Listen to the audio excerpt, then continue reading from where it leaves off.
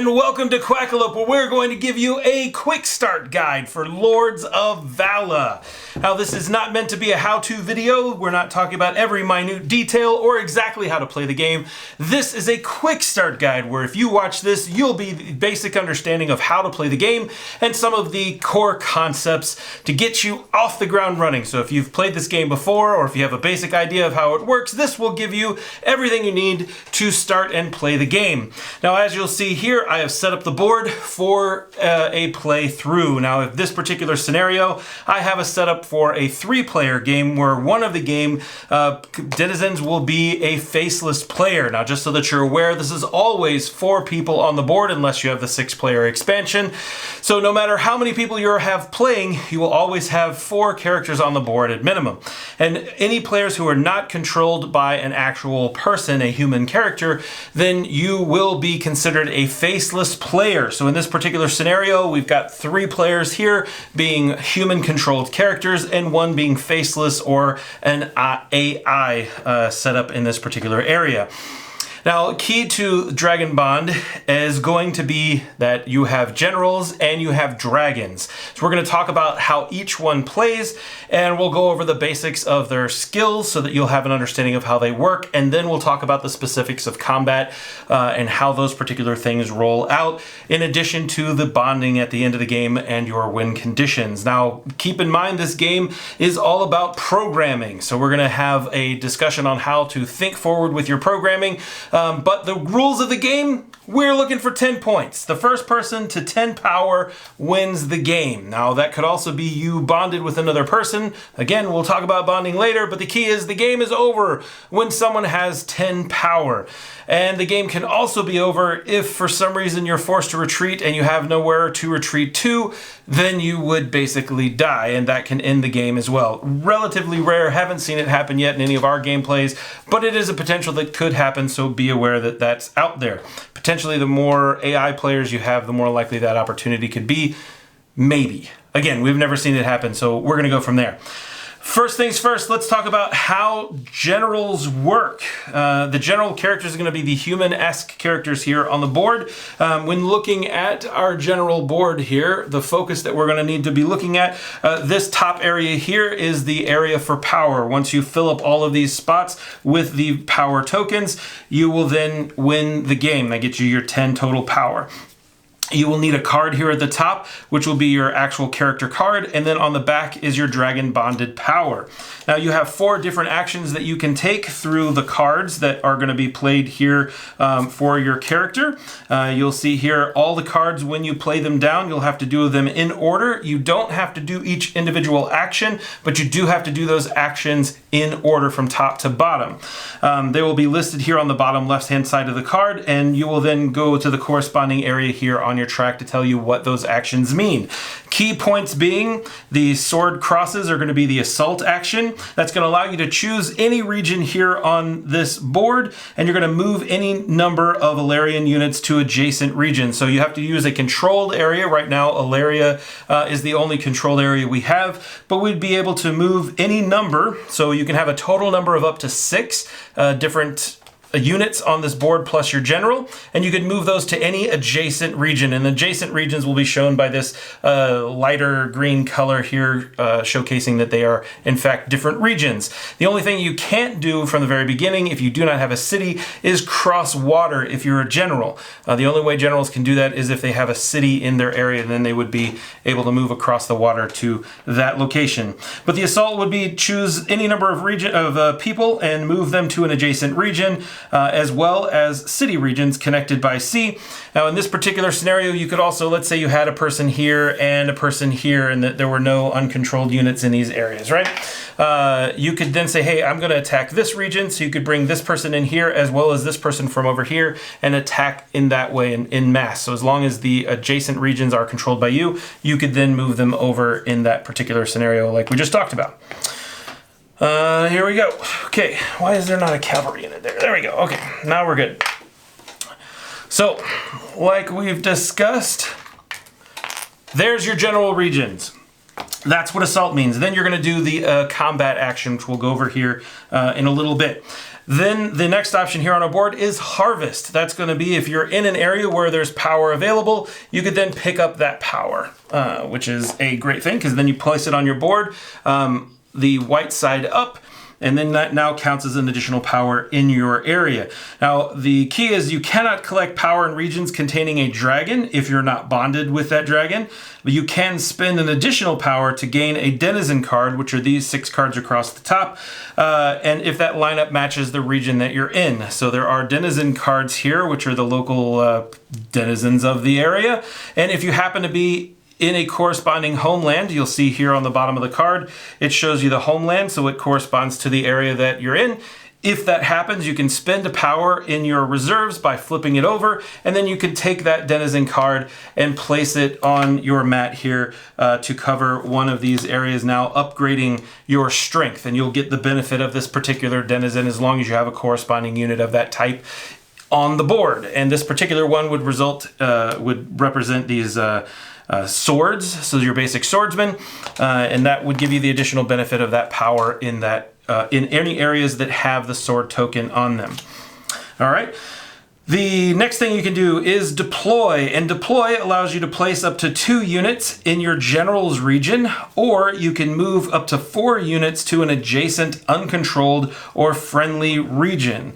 When moving units from a region containing a city, you can move them to an adjacent connected sea region. So if we happen to have a city in this area, we could move these, say this option was open, we could move them into this area because we're moving from a citied area, as long as there was nothing in there. Or we could, like I said, deploy 2 units into the area where your general is located.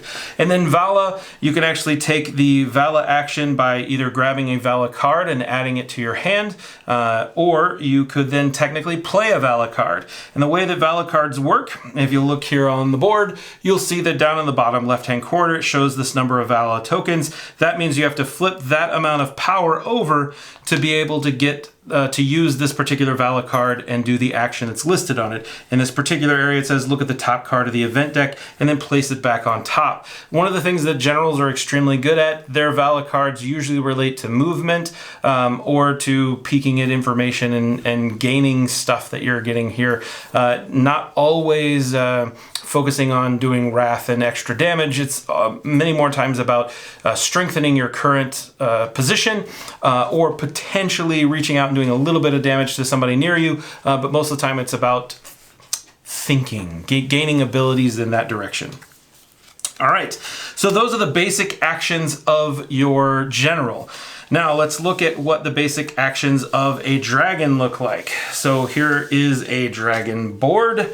In this particular scenario here, we've got your dragon card here at the top, as well as your dragon cards, your Vaala cards for the dragon, and the information here across the bottom. So the actions for a dragon, very similar to the actions for a general. Wrath allows you to move to an adjacent region and initiate combat in that region. Now, adjacent regions for dragons are any, again, of the adjacent touching regions. That does not include soaring across the ocean.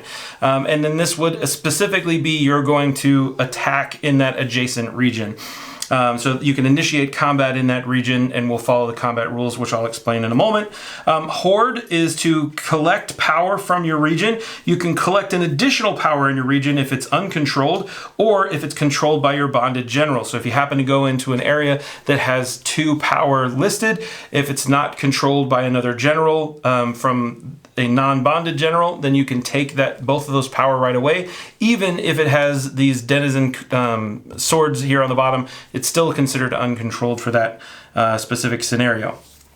Or you can heal a wound. So healing an additional wound will be the wound track here across the bottom, and that allows you to then take all of those, take a wound off, which is really nice. And you can spend an additional power to heal a wound, so you'll end up taking 2 wounds off if you spend a power to do that. You have soar, which would allow you to soar from one area to another area, even if it's across the sea, which is very nice, or you can literally just go to an adjacent region. The other option, the last one here, is Vaala. Again, you can take a Vaala card or play a Vaala card. And dragon Vaala cards, like we talked about, this particular one here allows you to place 3 neutral units in an uncontrolled region. or a neutral region. And then, like this one here, allows you to place this card in front of you, and you can cancel a glyph, which would be the glyphs of the things that we just talked about. So the next one that comes out is canceled. You can heal up to 3 wounds, and then this one allows you to place, again, you can cancel the glyph that comes up. And this one is for each region adjacent to a mountain, which is this area here across the top. You roll 2 dice and deal that many wounds to each force or dragon in that area, which is really, really nasty. So you could potentially deal damage to everybody in those areas, which is pretty awesome. The other thing about a dragon board, you'll notice here across the bottom, this relates to your health. Anytime that you take a wound, you're going to be covering up one of these locations here. These tell you how many dice your combat value is. The more wounds you take, the less dice you have, so the less power you have moving into a combat. If at any point in time you cover up all of these wounds, you are fully wounded, and anyone that did that to you, that covered up that last wound, will get to steal a power off of your board. The other thing that is interesting here across the bottom are dragons, whenever they defeat any of these tokens here on the board, or the tokens for the corresponding generals, they then eat those units, and once you get 3, that then gives you a power. So basically you're earning the essence of those different units and then gaining power. And again, the key is 10 power wins the game.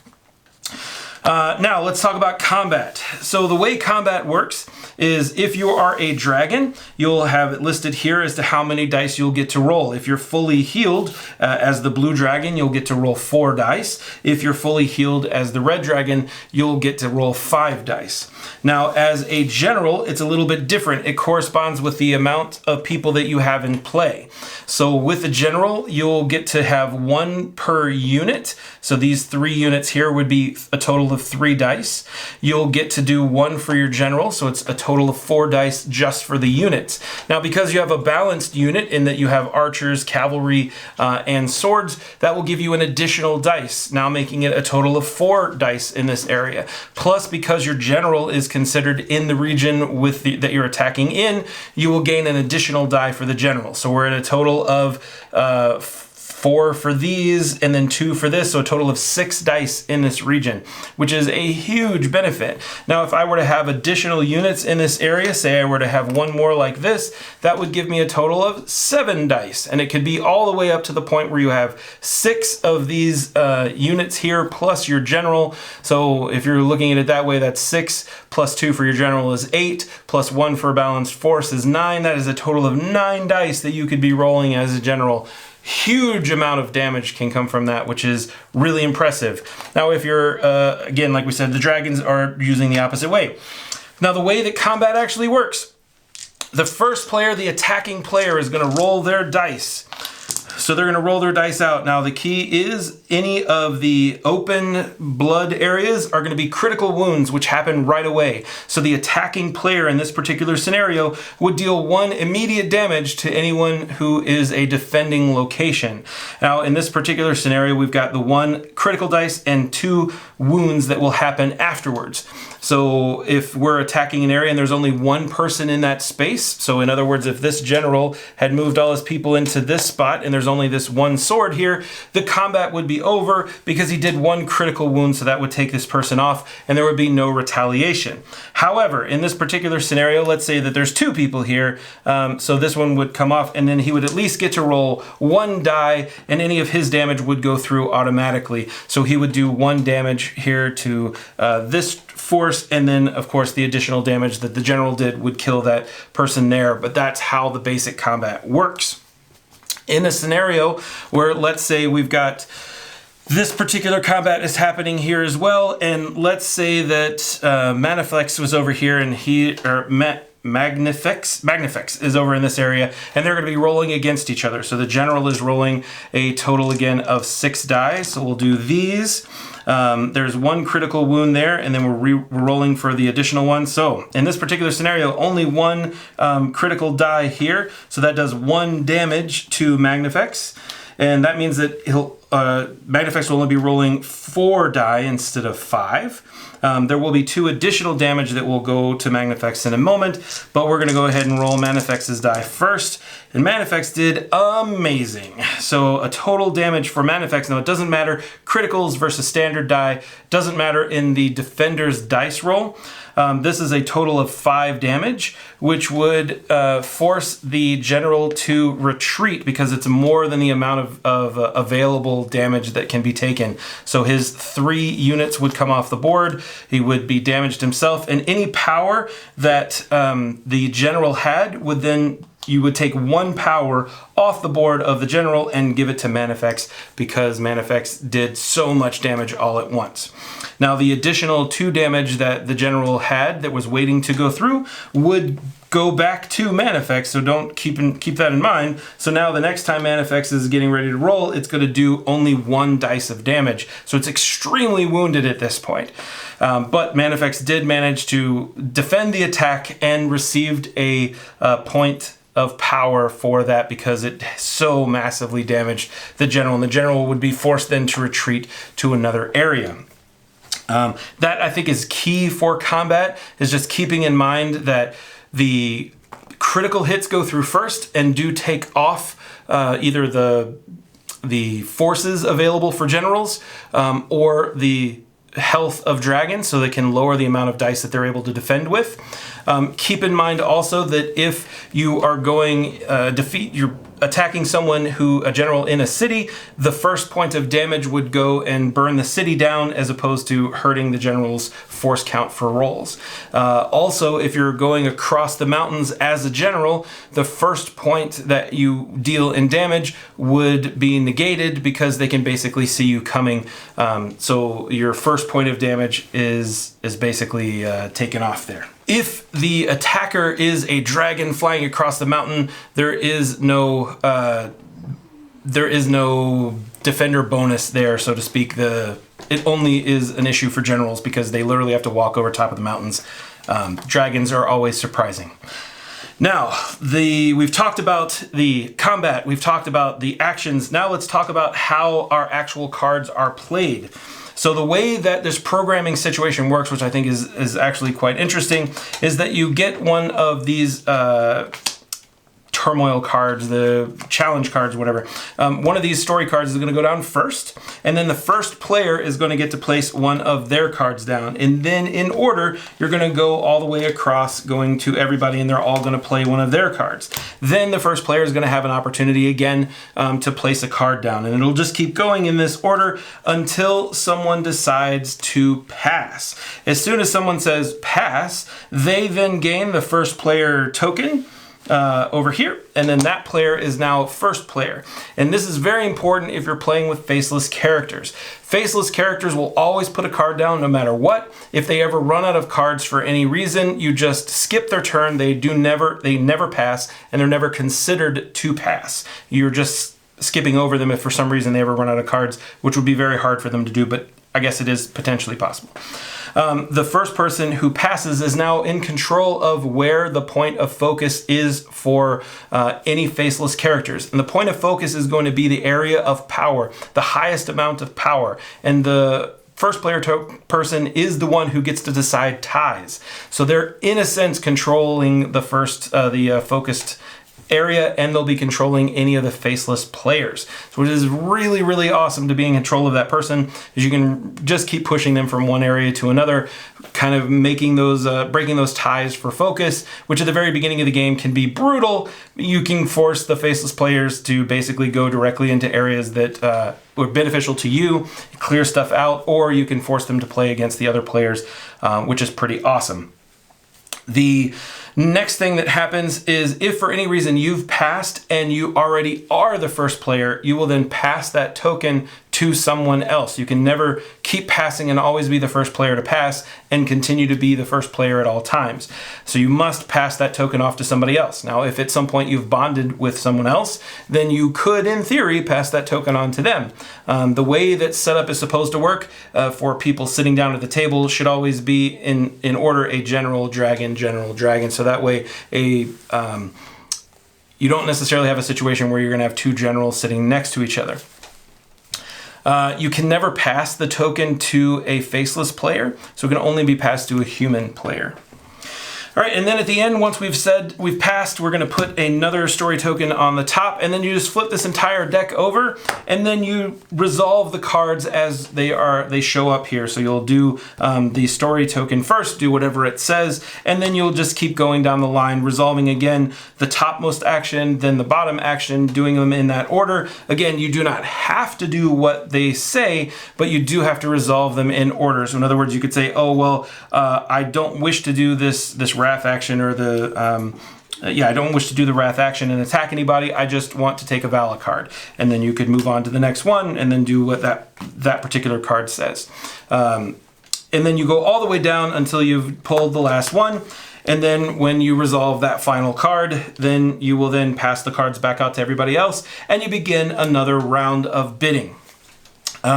The other thing that will happen with generals is when play ends and a general has people in an area, let's say in this particular scenario, Nahatik here has a token for for the Ilaria folks, you will then gain the city card that corresponds to that area. And city cards are very unique for generals because they allow you to do 3 different actions in that city. The first thing that allows you to do is to upgrade, and upgrade is considered one of these cards down here. So if there's a matching denizen card for the area that you're in, you'll be able to pull that particular denizen for free off the board and add them into your tableau. You will also have the ability to do reinforce, and reinforce allows you to reinforce in that area or an adjacent controlled location.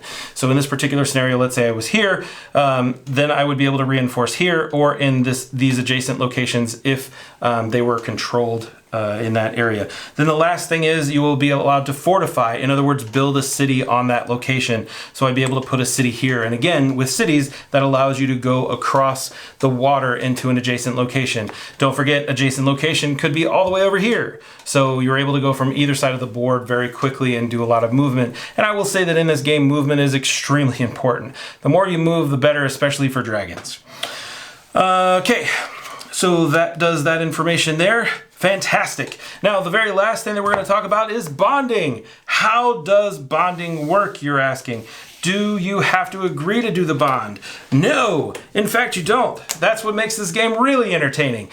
All you have to do is move into an area with, if you're a general, move into an area with a dragon without attacking them, or if you're a dragon, move into an area with a general without attacking them. So with dragons, it would be your soar command. With generals, it would be your deploy command. Both of them have the same glyph, and that's basically how it works. You would then move into the area or the corresponding person. So in this particular case, let's say that Ilarian general here moves into Manifex's area, and then you would each roll 1 die. Now the key is if you want the bond to happen, you want to have any of the damage icons showing, not the blank faces. So in this particular scenario, one of them didn't end up bonding or showing the bond happening.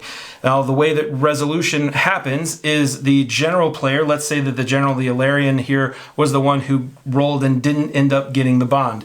If they had any power tokens on their mat, they would be able to flip those power tokens over, use them, and then get to re-roll the die.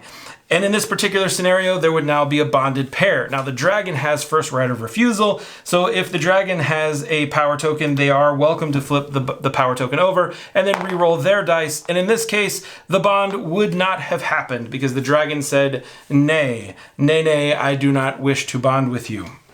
You do not have to flip power tokens over if you decided you did want to bond, and the bond happened, or whatever situation. You may decide you don't want to bond, so you're going to roll that die in the case of the dragon here to say, nay, nay, I wished not to bond with you. There is massive benefit in bonding because the backside of your actual card will showcase what the different powers are available to you if you become a bonded pair.